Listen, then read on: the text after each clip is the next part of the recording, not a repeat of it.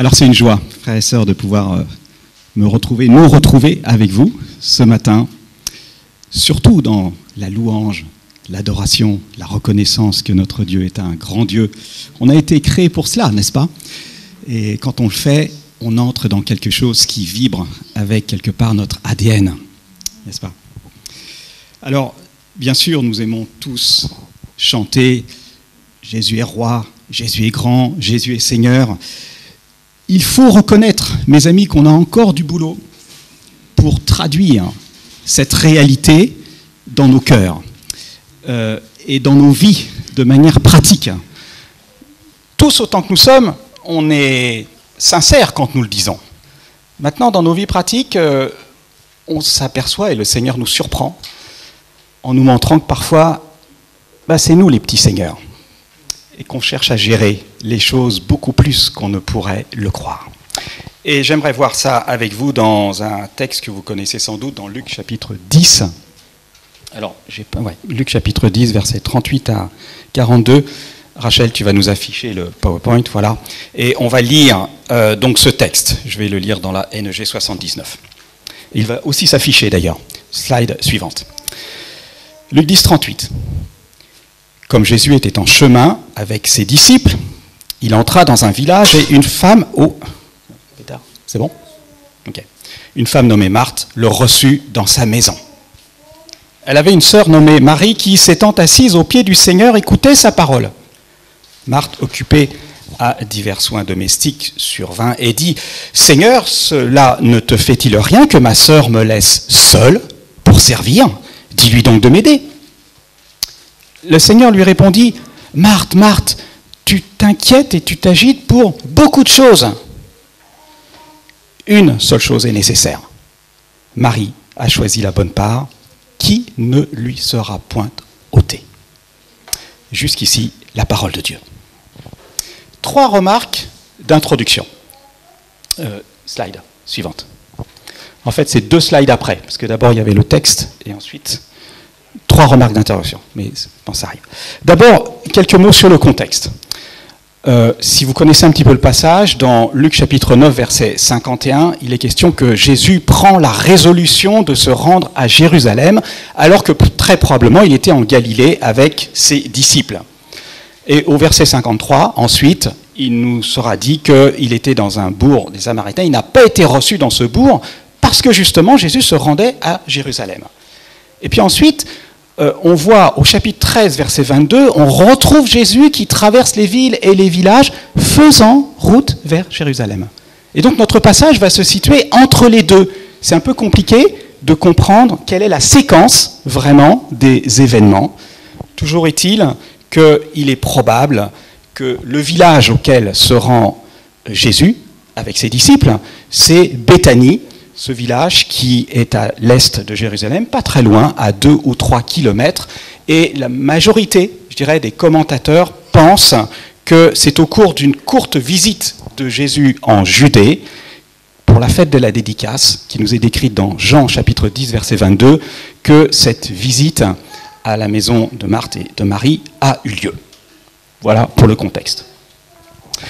Deuxième remarque, bien que l'évangéliste mentionne que Jésus fait chemin avec ses disciples, verset 38, les 3 versets suivants, donc mentionnent que c'est Jésus qui fait chemin. Les 3 versets suivants mentionnent que c'est au pied du Seigneur et pas de Jésus que Marie s'assoit. Et ensuite que Marthe va l'interpeller Seigneur et non pas Maître. Et puis finalement que c'est le Seigneur et pas Jésus qui répond à Marthe. Et c'est bien là le sujet, certainement, que ce passage va traiter, la manière dont la seigneurie de Christ va être vécue, et par Marthe, et par Marie. Dernière remarque, en 5 versets seulement, l'évangéliste va réussir à nous faire toucher du doigt l'intensité d'une scène qui, quelque part, aurait pu être tout à fait banale. Luc va décrire la manière dont les 2 sœurs, Marthe et Marie, Marthe, d'abord, cherche à contrôler une situation qui lui échappe complètement, à l'opposé de Marie qui fait le choix de s'asseoir aux pieds du Seigneur et l'écouter. la réponse affectionnée mais ferme du Seigneur à Marthe va justifier le choix de Marie. Donc c'est plus loin. Encore. Oui, c'est celle-là. C'était celle d'avant. Celle d'avant. Et donc, celle d'avant. Ouais. Si Jésus est Seigneur, c'est ça. Alors il nous faut accepter que nous ne sommes pas au contrôle des situations, mais que nous avons néanmoins des choix à faire, et en particulier celui de l'écouter. Et ça va être le titre de mon message. Slide suivante. Si Jésus est Seigneur, alors faisons avant tout le choix de l'écouter. C'est ça qui est le plus important. 3 parties. C'est bon. D'abord, les dégâts de vouloir tout contrôler. Deuxièmement, les bénéfices de s'arrêter et d'écouter. Et troisièmement, la nécessité d'une seule priorité. Slide suivante. Alors, on va commencer par les dégâts de vouloir tout contrôler. Vouloir tout contrôler, frères et sœurs, vous le savez aussi bien que moi, c'est vraiment illusoire. Parce qu'on est tous confrontés à une multitude d'imprévus qui ne dépendent pas de nous. Le contexte dans lequel nous sommes, les réactions des autres. Vous pouvez être un très bon conducteur, ça n'empêchera pas qu'un fou peut vous tamponner, n'est-ce pas, sur la route. Et puis, personne n'avait vu arriver le Covid, avec toutes les conséquences que cela a eu. Nous ne sommes pas au contrôle, n'est-ce pas, des situations. Et comme le dit aussi l'épître de Jacques, vous qui ne savez pas ce qui arrivera demain. Et c'est vrai, aujourd'hui, c'est grâce et cadeau du Seigneur qu'on est tous en vie et qu'on peut se réunir là. Ça aurait pu ne pas être le cas. Jésus et ses disciples connaissaient probablement la famille. Et le fait que Marthe interpelle Jésus Seigneur semble confirmer qu'elle le connaissait. Ce qui explique d'ailleurs la liberté que Jésus a d'accepter l'invitation de Marthe qui apparaît, vous avez vu dans le texte, comme la maîtresse de maison. C'est bien dans sa maison, verset 38, que Marthe reçoit le Seigneur. Dia suivante. Lorsqu'on invite chez nous 4 personnes, il y a déjà du boulot.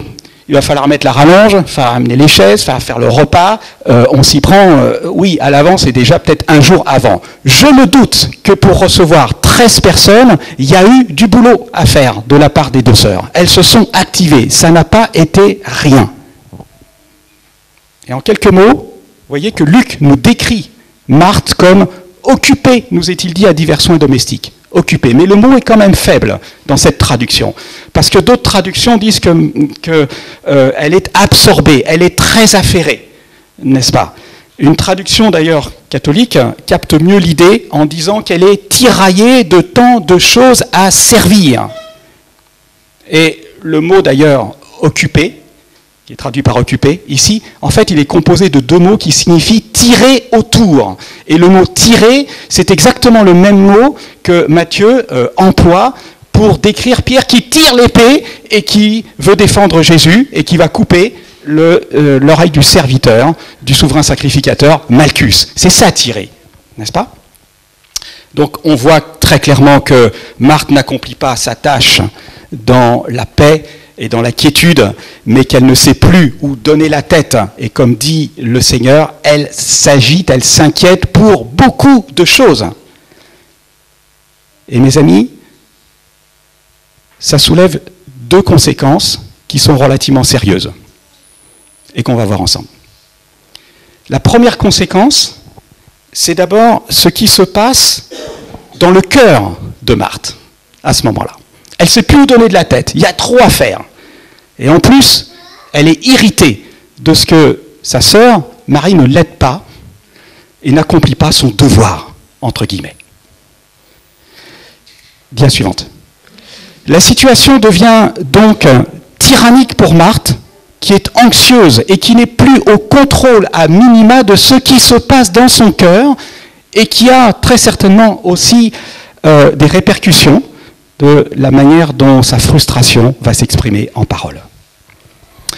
Et je ne sais pas si vous connaissez Simone Paco, qui a écrit sur l'évangélisation des profondeurs, 3 volumes, très intéressants, qui, je vous cite ce qu'elle dit, qui à mon avis est très pertinent.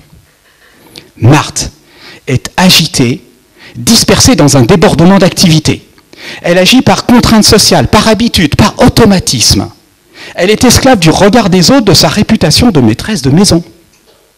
Comme le fils aîné de la parabole de Luc 15, elle se durcit, se dessèche dans son devoir, d'où le désir est absent dans ce qu'elle pense que les autres attendent d'elle, dans l'image idéalisée qu'elle s'est forgée d'elle-même.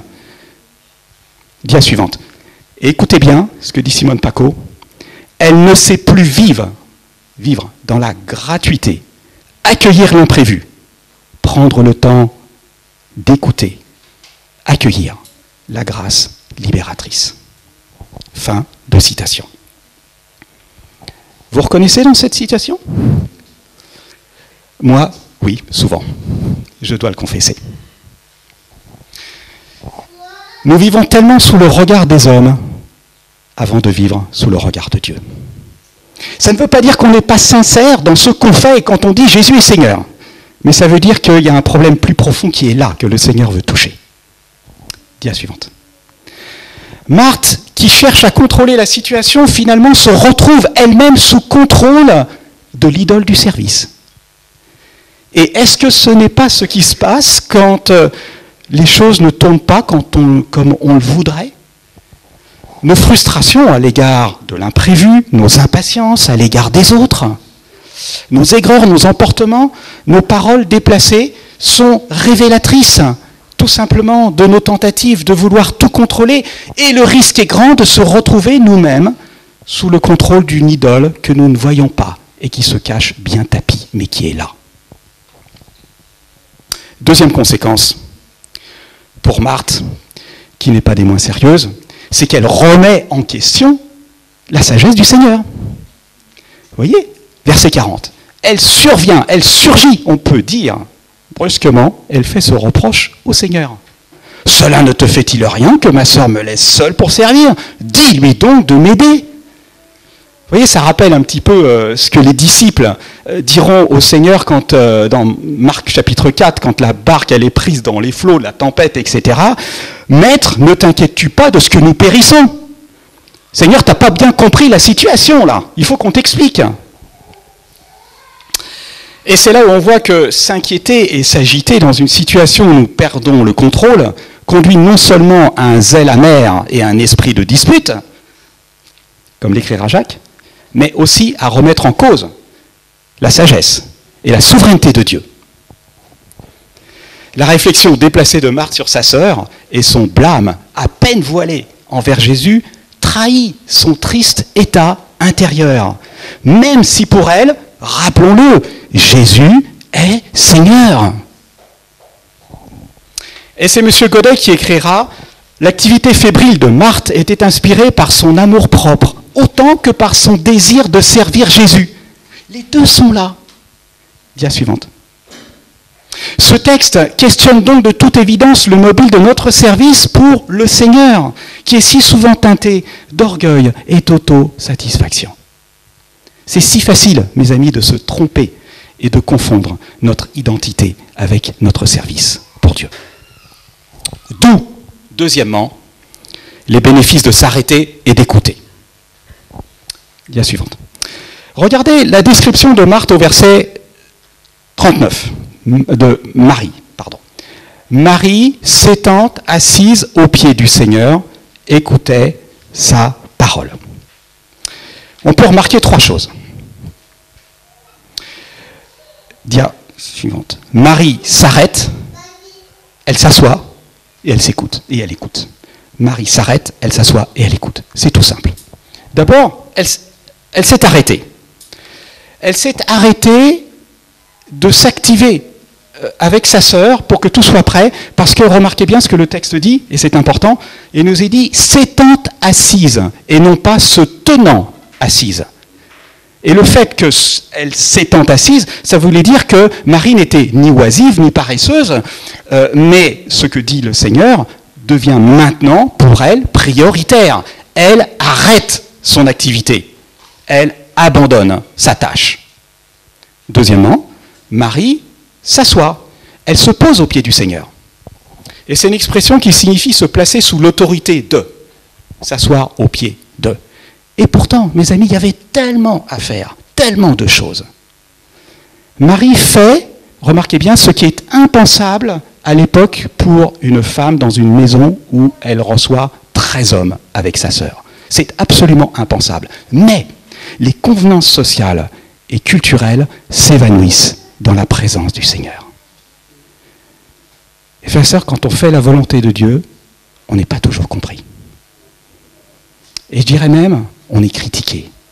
Il va falloir l'accepter, l'endosser. Mais le regard du Seigneur sur nos vies et la paix qu'il met dans nos cœurs nous donne la force pour l'accepter, l'endosser.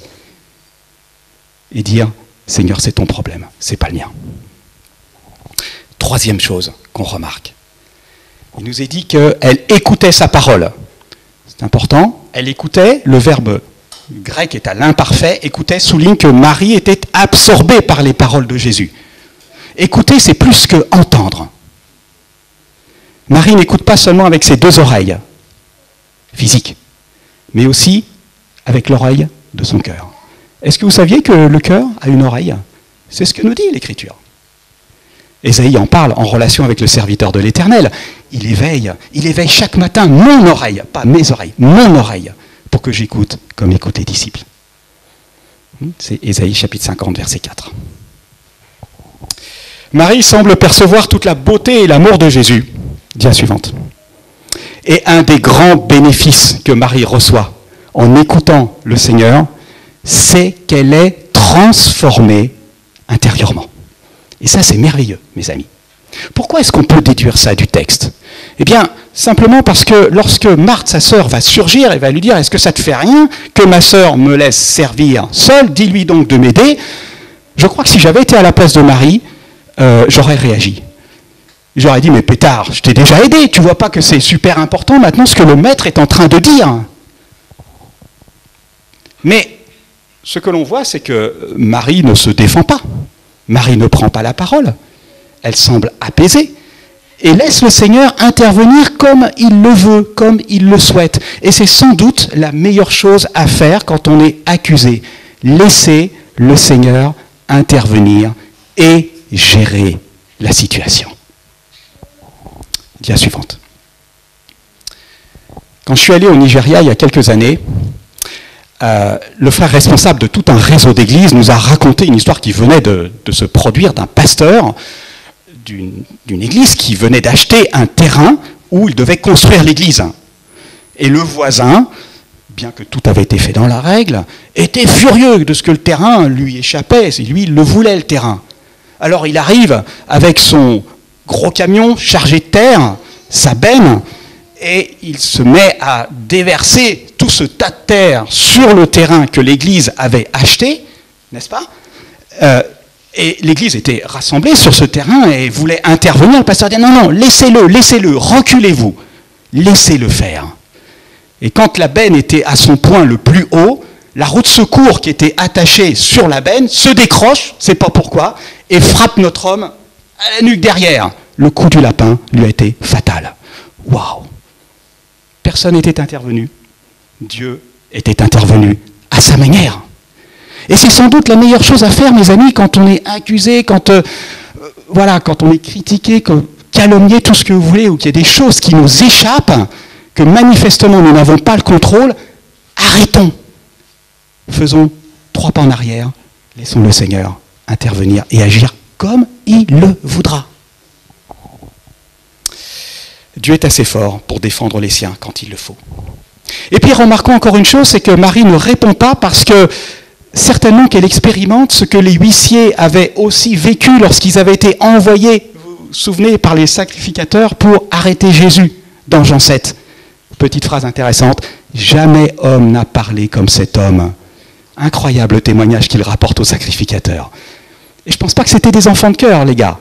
Mais pour qu'ils disent ça, il fallait que la parole de Jésus soit vraiment puissante.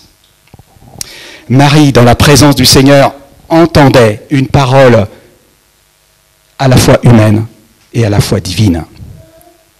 Et je crois qu'elle expérimentait que la parole de Dieu était vraiment porteuse de salut, vivante, efficace, comme nous est dit, Hébreux 4. Esprit et vie, comme le Seigneur le dira dans Jean chapitre 6, verset 63. Dia suivante. Marie n'a pas besoin de se justifier, parce qu'elle est en train d'accueillir la vérité, la seule nourriture qui avait vraiment de l'importance. Et puis j'aimerais mentionner encore un autre bénéfice que nous voyons, que nous pourrions voir aussi dans le fait que Marie est assise aux pieds du Seigneur. Elle va acquérir un discernement spirituel qu'aucun des disciples n'a eu à ce moment-là. Dia suivante. Quelques mois plus tard, c'est probablement elle qui va verser sur les pieds de Jésus un parfum qui va continuer d'embaumer le monde entier, comme le dira Charles Edman. Jésus reconnaîtra devant tous que Marie a gardé ce parfum pour le jour de sa mort. Jean 12, 7. Et Marie percevait que Jésus devait mourir pour les hommes. Quel discernement! Les disciples, eux, ne le comprenaient pas encore. Alors après avoir vu les dégâts de tout vouloir contrôler et les bénéfices de s'arrêter et d'écouter, on va regarder le dernier point, qui est la nécessité d'une seule priorité. Pour dia suivante. Cette unique priorité, le Seigneur la rappelle, de manière simple à Marthe, au verset 42, une seule chose est nécessaire. Une seule, pas 36. Marie a choisi la bonne part qui ne lui sera pas ôtée. Il y a certains commentateurs qui pensent que Jésus parlerait à Marthe d'un plat unique au travers de cette seule chose nécessaire. Mais la suite du verset nous montre quand même clairement que Jésus parle de la bonne part que Marie va conserver en faisant le choix de s'arrêter et d'écouter la parole du Seigneur. C'est ça la bonne part. La bonne part ou la meilleure part, c'est bien de choisir de nous arrêter et d'écouter le Seigneur. Quotidiennement, nous mettre à son écoute, au risque d'être pris dans le tumulte et le tourbillon de la multitude des activités qui se bousculent dans nos vies et qui nous font oublier la chose vraiment nécessaire, primordiale, prioritaire, indispensable. Vous vous souvenez, le Seigneur va parler dans sa parabole sur le semeur de la fragilité de la semence. Par les soucis du siècle présent, la séduction des richesses, l'invasion des convoitises et les plaisirs de la vie qui étouffent si facilement cette parole et la rendent infructueuse. Personnellement, je ne vous cache pas que je me rends compte que si je ne cale pas dans mon emploi du temps des moments d'écoute du Seigneur, dans la prière, dans sa parole, mes heures, mes journées sont englouties par beaucoup de choses, comme le dira le Seigneur à Marthe. Mais je serais passé à côté de la seule chose qui est nécessaire, indispensable. J'ai vu le grand bénéfice de m'exposer intentionnellement chaque jour à ce qui a vraiment de la valeur aux yeux de Dieu. Enseigne-nous à bien compter nos jours, afin que nous appliquions notre cœur à la sagesse, dira Moïse dans le psaume 90. C'est tellement important. Et mes amis, vous savez quoi? La vie est courte. Je regarde derrière moi et je dis, waouh, il y a 64 ans de ta vie qui sont déjà passés. Pétard, il t'en reste combien? Je ne sais pas. Mais je ne veux pas les gâcher, ces années-là. Je me souviens quand j'étais ado, quand j'étais jeune, je me souviens quand j'avais l'âge de Jonathan, 33 ans. On n'y pense pas. Mais avec le temps, on découvre de plus en plus ce qui a de la valeur. Quand on est chrétien et quand on marche avec Dieu. Et mes amis, je pense que vous le savez, mais je le rappelle, investissons dans l'œuvre de Dieu. Investissons dans la parole de Dieu. Maintenant, on ne sait pas de quoi demain sera fait. Beaucoup de frères et sœurs sont persécutés. On ne le réalise pas. On a une jeune fille qu'on a accueillie pendant 1 an et demi, Kalma, on vous en a parlé, une jeune indonésienne. On l'a eue en Zoom encore hier avec d'autres frères indonésiens qui cherchent à l'encourager. C'est terrible pour elle ce qu'elle vit dans sa famille musulmane.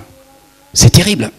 Et encore heureux que pendant cet 1 an et demi ou 2 ans qu'elle a été en France, elle a accumulé déjà beaucoup de promesses de la parole de Dieu. Sinon, je ne sais pas comment elle aurait fait pour tenir dans une telle pression, on amène des imams dans la maison, on lui fait rencontrer des personnes pour lui faire réciter le Coran patati patata. Comment aurait-elle fait? Mais c'est là où on voit qu'elle a investi dans la parole de Dieu et que maintenant elle est quand même capable de faire face à ça, même si elle n'a pas réponse à tout. Cela ne veut pas dire, mes amis, qu'il nous faut être négligents face à nos responsabilités familiales, professionnelles ou études. Mais cela veut dire qu'il y a des choix à faire quotidiens qui parfois sont quelque part coûteux pour refuser d'être emportés par le tourbillon de la vie et d'en oublier ce qui est prioritaire. Moi, je sais que je dois me faire violence, surtout quand je suis dans le travail, pour le CNEF ou autre chose. À midi, j'arrête. Je veux prendre un moment avec le Seigneur. Mais j'arrête, et ça me coûte de devoir arrêter. Mais j'arrête parce que je veux me recentrer sur ce qui est essentiel. David exprime cette priorité dans le psaume 27. Dia suivante. Je demande à l'Éternel une chose que je désire ardemment. Je voudrais habiter toute ma vie dans la maison de l'Éternel pour contempler la magnificence de l'Éternel, pour admirer son temple. Il demande à l'Éternel une chose prioritaire, pas 36. C'est pas pour rien non plus si, rappelez-vous, Daniel, 3 fois par jour, se mettait à genoux, il louait et il adorait son Dieu comme il le faisait auparavant. Et pourtant, Daniel, en tant que haut fonctionnaire, avait un agenda chargé. C'est évident. Mais à un moment donné, il dit, stop, je me tourne vers Dieu. Je me recentre vers ce qui est prioritaire, vers ce qui est essentiel. Et ça lui a permis d'être un merveilleux témoin et un instrument entre les mains de Dieu. Le Seigneur Jésus encouragera ses disciples à ne pas s'inquiéter du lendemain, mais à chercher premièrement le royaume et la justice de Dieu. Mais ça ne se fait pas comme ça. Chercher premièrement le royaume et la justice de Dieu. Il nous faut être intentionnel. Où est-ce que j'investis mon temps? Le Seigneur Jésus était celui qui, par excellence, était en permanence à l'écoute de son Père. N'est-ce pas? Pas mal de passages en parlent. Le matin, pendant qu'il faisait encore très sombre, il se lève, il sort pour aller dans un lieu désert, pour prier, Marc 1. Et puis il fait toujours ce qui est agréable à son Père, Jean 8, etc. Et si son cœur était tourné vers ceux qui étaient dans le besoin, il avait toujours une oreille intérieure tournée vers son Père. Les deux allaient ensemble. Et cette écoute de son Père le faisait vivre comme l'homme selon le cœur de Dieu, humble et doux envers tous. Et regardez, mes amis, dans notre texte, comment ça se manifeste en particulier à l'égard de Marthe. Elle vient s'adresser au Seigneur et elle vient de lui adresser un blâme déplacé, si on peut dire. Et Jésus aurait pu la remettre en place. Oui, peut-être un peu sévèrement. Mais le Seigneur, par la répétition de son prénom, Marthe, Marthe, va lui adresser un reproche affectionné. Il lui dit pas n'importe quoi, un reproche affectionné. Dia suivante. Jésus, remarquez bien, ne condamne pas Marthe, mais lui rappelle avec gentillesse et fermeté une meilleure voie à emprunter. Et ça, mes amis, c'est le rôle du Saint-Esprit quand nous lisons les Écritures, quand nous nous plaçons à son écoute, quand nous nous arrêtons pour écouter. Il nous apprend, par petites touches, à lâcher prise sur des situations que nous croyons contrôler, mais qui manifestement nous ne contrôlons pas. Et il nous montre, vous savez quoi? Notre péché d'indépendance. Et la grâce et la vérité qui nous sont offertes en Jésus-Christ. Dia suivante. Conclusion et application. Si nous n'accomplissons pas, mes amis, notre service pour le Seigneur, entre guillemets, calmement, paisiblement et aimablement, alors nous sommes appelés à revoir nos priorités. Notre vie oscille si facilement entre l'exemple de Marie et celui de Marthe. Et nos réactions face aux nombreux imprévus révèlent notre besoin impérieux d'écouter à nouveau notre Seigneur. Et c'est pas pour rien, mes amis, si dans le passage qu'on a lu, juste après, le Seigneur va enseigner ses disciples à prier. Prier leur Père Céleste. C'est pas pour rien. Tim Keller dira que je cite, « Le manque de repos est dû à nos péchés d'esclavage, d'inquiétude et d'autosuffisance. Cela est synonyme de ne pas faire confiance à Dieu et de ne pas reconnaître ce qu'il a déjà fait pour nous. » Ce qu'il a déjà fait pour nous. Et la bonne nouvelle, mes amis, c'est que Jésus est venu pour renverser cet héritage de la chute. Il a vécu cette vie que nous aurions dû vivre dans l'écoute et la soumission à son Père. Et il a subi le châtiment que nous ne pouvions pas subir à cause de notre insoumission et de notre indépendance vis-à-vis de notre Créateur. Et parce que Christ, le premier, a choisi de faire de son Père ses délices, en lui nous pouvons choisir la bonne part que Marie aussi a choisie. Et la bonne nouvelle, c'est que par la foi en son œuvre, nous avons reçu, mes amis, le Saint-Esprit, qui nous donne la possibilité de choisir et d'écouter notre Dieu et de lâcher prise quant à nos prétentions de vouloir tout contrôler. Nous avons la possibilité, mes amis. Il n'y a aucune condamnation maintenant pour ceux qui sont en Jésus-Christ. La voie est offerte. Et ça, c'est formidable. Dia suivante. Les circonstances, mes amis, ne dépendent pas de nous, mais le choix nous est offert de mettre l'accent sur l'important plutôt que sur l'urgent, en nous tournant vers le Seigneur. David l'écrira dans le psaume 25, verset 15, « Je tourne constamment mes yeux vers l'Éternel, car il fera sortir mes pas, mes pieds du filet. » Constamment. Dia suivante. Et puis, bien sûr, je termine par ce verset. Dans Matthieu chapitre 11, versets 28 et 29, regardez ce merveilleux appel du Seigneur. « Venez à moi, vous tous qui êtes fatigués et chargés, et je vous donnerai du repos. Prenez mon joug sur vous, recevez mes instructions, car je suis doux et humble, et vous trouverez du repos pour vos âmes. » Alors mes amis, si Jésus est Seigneur, faisons le choix avant tout de l'écouter. Prions. Seigneur Jésus, on te remercie de ce que on peut maintenant t'écouter. On a reçu le Saint-Esprit.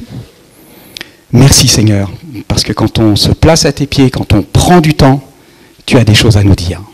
Et tu sais nous apaiser. Nous ne sommes pas au contrôle des situations, c'est toi qui l'es. Et on te demande ta grâce pour vivre dans la paix, dans le regard tourné vers toi. On te remercie parce que tu es fidèle. On te remercie parce que tu travailles dans chacune de nos vies. On te remercie de ce que tu es bon. On te rend gloire, on t'adore et on te bénit ensemble. Et c'est au nom de Jésus que nous prions. Amen.